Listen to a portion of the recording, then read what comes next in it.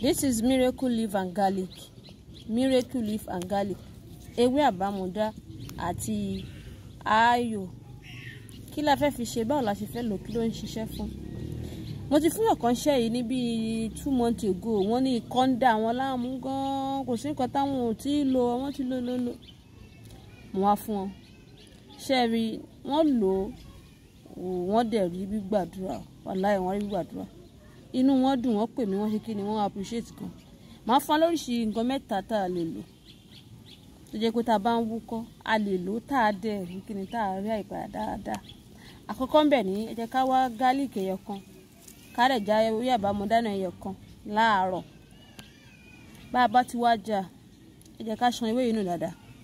Ká wá mú ewé kìíní sínú ẹ̀, ká papọ̀ báyìí, ká sọ sẹ́nu, ká jẹ. Kò easy àti jẹ o, it's not easy o. Ṣé wọn pé garlic fúnra rẹ̀, òun náà máa ń ta lẹ́nu yẹ́yẹ́yẹ́ o. Kò easy àti jẹ o. Bọ́ ẹni tí nǹkan ń ṣe ńkọ́, bá rẹ̀ ti fẹ́ ṣe, èèyàn gbọ́dọ̀ ṣe kí ni, èèyàn gbọ́dọ̀ jẹ náà nítorí àlàáfíà. So ẹ wá jẹ láàárọ̀ kùtùkùtù. Ló bá tún di nǹkan bí aago 6 lọ́wọ́ ìrọ̀lẹ́, ẹ tún jẹ. Ẹ jẹ bẹ́ẹ̀ títí máa fi ráyè padà. Bẹ́ẹ̀ ni. Dẹ́n èkejì ń bẹ̀ ni pé a lè mú omi garlic yìí, ká extract omi lára garlic. A ní fomi sí, a máa gun, a máa wá omi ẹ̀ jáde, a máa mix ẹ̀ pẹ̀lú oyin gidi. A máa mú síbí kankan, òun náà ṣiṣẹ́. Ká wá omi ọsàn wẹ́wẹ́.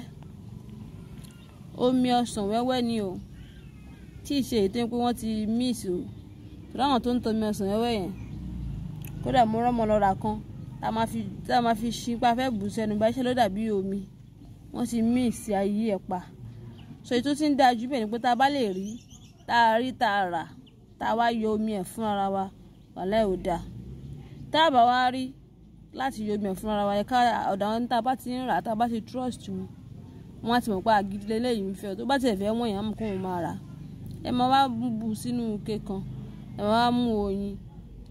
Tó bá yẹ pé ẹ bu ọsàn wẹ́wẹ́ bíi ṣíbí 4 àbí 5, oyin ṣíbí 1 àbọ̀ ti dá, tẹ máa fi mix ẹ̀. Ẹ máa wá mú láàárọ̀ àti ní ìrọ̀lẹ́ nǹkan bíi 6 àbí 6:30 ó dá. Ẹni tí kọ́ bá ń ṣe, kódà tẹ bá rò ògùn òyìnbó fún kọ́, bẹ́ẹ̀ bá lò lálẹ́ wá pátá, kì í tètè ṣiṣẹ́. Nítorí ikọ́ rẹ̀ òru ni kọ́ máa ń múyàn jù. Ní ọwọ́ ọ̀sán báyìí, ó kàn máa gbé yín díẹ̀díẹ̀ ní. Bó bá fi dọwọ́ òru yẹn, ó máa múyàn léraléra tẹ́ni ò ní ìrọ̀rùn sùn. So òun ló jẹ́ pé yẹn máa lò ní dèédé ọwọ́ aago 6 kágo 7 ń lọ lù yẹn. So that a lè ṣiṣẹ́ títí di pé èèyàn fẹ́ sùn. Ó máa ṣiṣẹ́ bọ́ wá lò lálẹ́ kọ́tàkọ́tà kó tó fẹ́ lọ fi ṣiṣẹ́. Ó jẹ́ kó bí pé ẹ ti fẹ́ jí lọ́wọ́ aago 6 àbágo 5 yẹn lóyún ìṣe àfẹ́ wá free yín bí ìṣe máa ṣiṣẹ́. So jẹ́ ká ètè máa lò lásìkò. Ẹ jẹ́ bá mi share video, jẹ́ ká lómi kó jẹ àǹfààní. Àwọn kan tó mọ̀ fún àyè ọmọdé lè lo, àgbà lè lò. Bọ́ eléyìí kò sí bẹ́ẹ̀ ṣe fẹ́ fún ọmọdé kan ní ayò tó fẹ́ jẹ́ o. Àfọmọdé tó yẹ pé bá ti gbó ti dàgbó tí ń gọ bíi 11, 12 lọ sókè. Ó ti yé wa. Bọ́ àwọn tí bí olóyin tá a mix pọ̀ ẹmọ kékeré lè ẹ fún wọn ní ṣíbí kékeré. So kò jù báyìí lọ, jẹ́ bá mi share video, tell me kó jẹ àǹfààní. Bá mi fi thank you lábẹ́ comment section. Àwọn tá a bá rí wò tó yẹ ká lọ sí YouTube ká lọ wò.